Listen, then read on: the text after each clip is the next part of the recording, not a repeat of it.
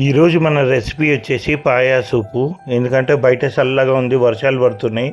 సూపు చూడండి ఎంత బాగుంటుంది. చలికాలం గరం గరం చూడండి ముక్క కూడా ఎలా ఉడికిందో. అందుకే పాయా సూప్ ఈరోజు కొంచెం డిఫరెంట్ స్టైల్లో చేస్తున్నాం. అందుకే మీరు లాస్ట్ వరకు చూడండి. మా ఛానల్ సబ్స్క్రైబ్ చేసుకోండి. ఫస్ట్ అందరూ కడుక్కొని డైరెక్ట్గా వండుకుంటారు. ఇది వేరే ప్రాసెస్. అందుకే ఏం చేసేయాలంటే ఫస్ట్ బొక్కలు ఉడకబెట్టుకోవాలి. దాని గురించి వాటర్ పోసుకోండి. చాలా డిఫరెంట్గా వస్తుంది. అందుకే మీరు వీడియో లాస్ట్ వరకు చూడండి. సాజీర వేసుకోవాలి. దీన్ని మనం చేసే ప్రాసెస్లో సూప్ కూడా తయారవుతుంది. సూప్ కూడా తాగొచ్చు. ఇప్పుడు పట్టా వేసుకోండి 4-5. బగారా వేసుకోండి. 1 స్పూన్ సాల్ట్ వేసుకోండి. ఒక 7-8 మిరియాలు కూడా వేసుకోవాలి.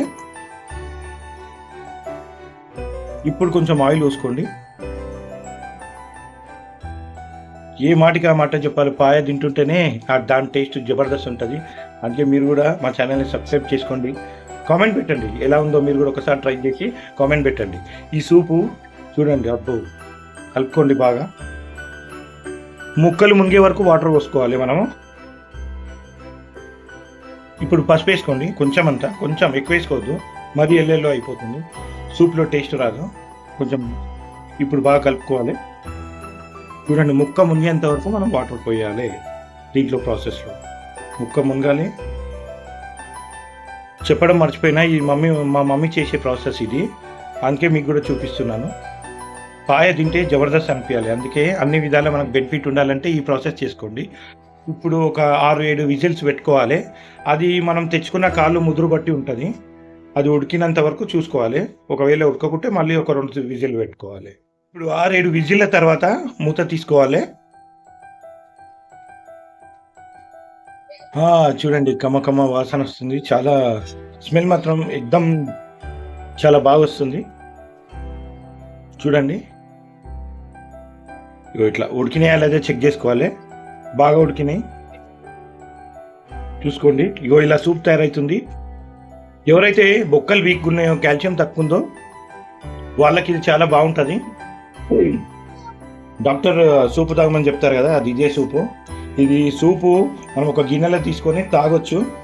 అలానే ఎలా ఉందో చూడాలి. దీని టేస్ట్ సూపర్గా ఇలా గ్రేవీ తయారవుతుంది. ఇప్పుడు అయినంత వరకు మనము తాగేంత వరకు తాగి మిగతాది అందులో పోయాలి కర్రీలో. లేదంటే టేస్ట్ అంత బాగా రాదు.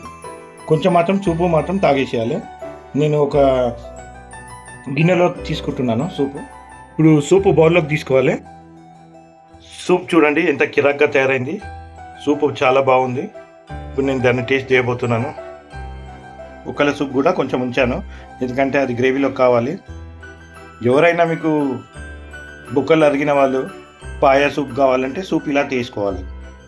మనకు 2 విధాల పని వస్తాయి. కర్రీ లాగా, సూప్ లాగా. సూప్ లాగా అయితే ఇది చాలా మంచిగా ఉంటుంది, సూపర్ ఉంటుంది. మీరు కూడా చేసుకోండి, కామెంట్ పెట్టండి. చూడండి సూప్ తాగుతున్నాను. అబ్బా నల్లిలో అది వచ్చింది. బా ఎంత బాగుందో టేస్ట్. నేను కంటిన్యూ చేస్తాను. ఇప్పుడు మనం కొంచెం ఆయిల్ యాడ్ చేసుకోవాలి.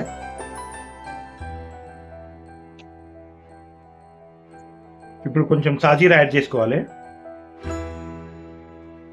ఏ మాటకు ఆ మాట చెప్పాలంటే ఇప్పుడు పట్ట కొంచెం యాడ్ చేసుకోండి. లవంగాలు 5-6 యాడ్ చేసుకోండి. ఇలాచి యాడ్ చేసుకోండి. మాడనివ్వద్దు, అవి బాగా చూసుకోవాలి, కలుపుకోవాలి. బాగా కలుపుకోవాలి. ఇప్పుడు పేస్ట్ చేసుకుని ఉల్లిపాయ వేసుకోవాలి. మాడకుండా చూసుకోవాలి. సిమ్మ మీద పెట్టుకొని కలుపుకోవాలి. సూప్ మాత్రం మేము కిరాకుండే. మీరు సూప్ కూడా తాగండి. ఎవరికైతే బొక్కలు వీక్నెస్ ఉందో వాళ్ళు తాగాలి. ఎవరికైతే బొక్క ఎరిగిందో వాళ్ళు కూడా తాగాలి. చూడండి ఇది ఈజీ ప్రాసెస్. సూప్ వచ్చేసింది, అలాగే బలం వచ్చేసింది. ఇప్పుడు కర్రీ కూడా తయారైంది. 1 స్పూన్ పసుపు వేసుకోవాలి. 2 స్పూన్స్ అల్లం వెల్లుల్లి పేస్ట్ వేసుకోవాలి. నూరింది, మంచి నూరింది, అందుకే టేస్ట్ బాగా వస్తుంది. ఓకే, పచ్చిమిర్చి వేసుకోండి. 1 కప్పు టమాటా వేసుకోవాలి. ఇప్పుడు ఉడకబెట్టుకున్న కాళ్ళు వేసుకోవాలి.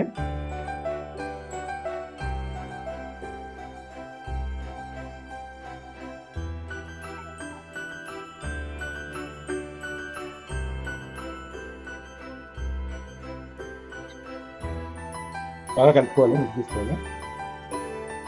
కొంచెం కారం వేసుకోవాలి, 2 స్పూన్స్, 2 to 3 స్పూన్స్.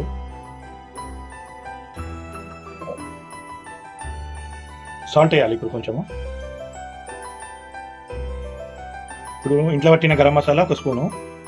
మీరు ఆల్రెడీ సాల్ట్ వేసుకొని ఉంటారు కదా అందులో బొక్కల సూప్లో, ఇప్పుడు కొంచెం తక్కువ వేసుకోవాలి సాల్ట్, లేదైతే ఉప్పు అయిపోతుంది. సూప్ వేసుకోవాలి, ఎందుకంటే ఆ సూపు టేస్ట్ బాగుంటుంది. సూప్ వేసుకోవాలి, ఆ సూప్ తోటే టేస్ట్ వస్తుంది. ఇప్పుడు సూప్ పోసుకోండి మొత్తం. అవసరమైతే కొన్ని వాటర్ పోసుకోండి.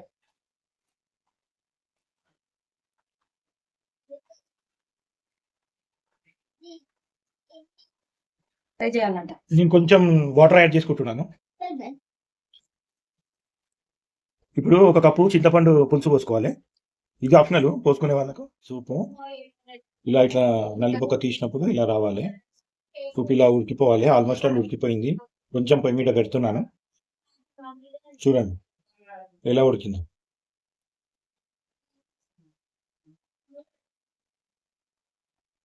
కొత్తిమీర వేసుకోండి లాస్ట్కి.